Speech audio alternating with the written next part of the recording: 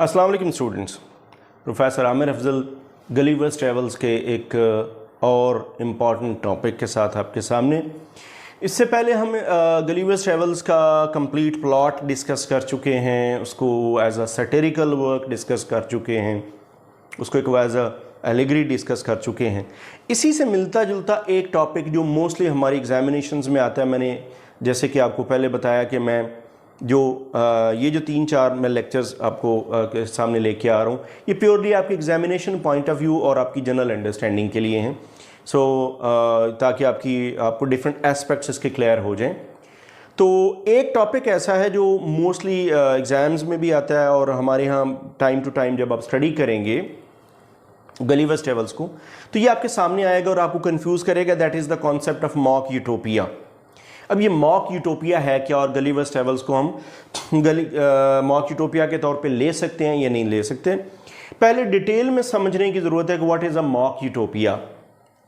Mock utopia, mock means to pretend, जैसे एक लफ्जी तौर पे जाहिर होता है, फेक, प्रिटेंड, झूठ मूठ की कोई चीज़, कॉइन की हुई, बनाई हुई, रिडिकुलस, सो प्रिटेंड की हुई, जो एक्चुअली नहीं है लेकिन प्रिटेंड की जा रही है एक प्रेजेंटेबल फॉर्म में। अच्छा, पहली चीज़। Then what is utopia?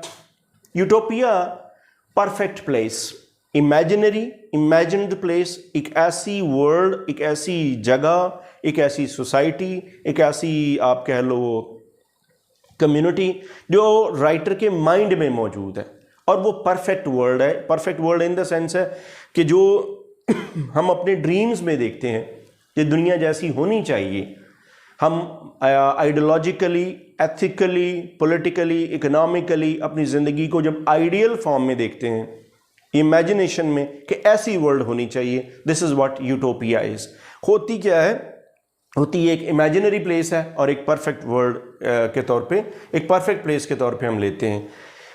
Utopia से मिलता जुलता ढेर सारे कॉन्सेप्ट हमें हिस्ट्री में नज़र आते हैं। मैं पहले वहाँ से आपको अगर थोड़ा सा आइडिया दे दूँ तो ज़रा आपके लिए इजी हो जाएगा। जैसे ओरिजिनली अगर हम बहुत पहले जाएं ग्रीक्स में, तो प्लेटो का कॉन्सेप्ट है रिपब्लिक का। रिपब्लिक में प्लेटो ने अपनी मर्जी की एक रिपब्लिक, अपनी मर्जी की एक हुकूमत, अपनी मर्जी की एक जगह, एक एनक्लोज्ड प्लेस, वहाँ कौन आएगा, कौन रहेगा, कितनी क्लासेस के लोग होंगे, किस एज ग्रुप के होंगे, वहाँ के लोग किस कल्चर के मालिक होंगे, किस लैंग्वेज के मालिक होंगे, लोगों का आपस का रिलेशनशिप, वो तो बल्कि इवन यहाँ तक जाता है कि किस तरह के मर्दों को, किस तरह की औरतों के साथ शादियाँ करने की इजाज़त दी जाए, आइडियली स्पीकिंग, कैसी बच्चे पैदा हों, उन बच्चों को कहाँ रखा जाए, नर्सरीज़ में रखा जाए, उनको एक आइडियल जनरेशन के तौर पे पाला जाए। तो ये एक आइडियल का जो नॉन हिस्ट्री में जो पहला बड़ा कॉन्सेप्ट नज़र आता है वो हमें रिपब्लिक में नज़र आता है प्लेटो के यहाँ। उसके बाद जो एक बड़ा कॉन्सेप्ट है जो वर्ल्ड बेसिक यूटोपिया पहली बार कॉइन, यूटोपिया या डिस्टोपिया भी कहते हैं इसको, ये सर टॉमस मोर की 1516 में लिखी हुई एक बुक है। इट्स बेसिकली एक फिक्शनल वर्ल्ड है, ये एक फिक्शनल आइलैंड है, ख्याली आइलैंड है। और आइलैंड कहाँ पे? साउथ अटलांटिक ओशन, ये साउथ अमेरिका में बनता है। तो एक उस इलाके को जहन में रख के एक आइलैंड को जहन में रखा और उसको एक fictional ideal world, imagined perfect place के तौर पे उन्होंने अपने माइंड में रख के तो एक कहानी लिखी। तो जो ओरिजिनल यूटोपिया का कॉन्सेप्ट है वो है सर टॉमस मोर का। इसी से मिलते जुलते कॉन्सेप्ट आपको लेटर ऑन नजर आते हैं 20वीं सेंचुरी में भी। जॉर्ज ऑरवेल का बुक है 1984, बहुत पहले लिखी थी। 1984 कैसा होगा उसके बारे में। एनिमल फार्म आपने पढ़ा होगा, रशियन रेवोल्यूशन पे, कम्युनिस्ट रेवोल्यूशन पे, वो भी एक शक्ल है।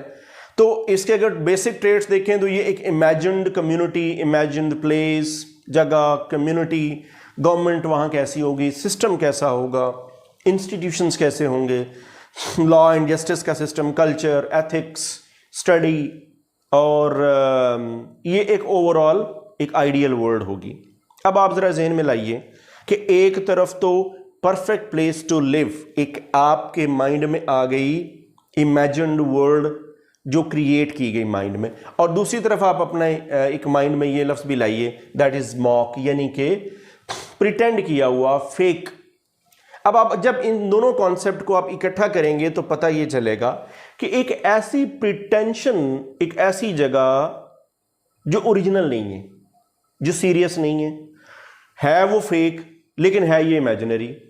ठीक है जी। अब जरा इस कॉन्सेप्ट को हम अप्लाई करके देखते हैं गलीवर्स ट्रेवल्स पे।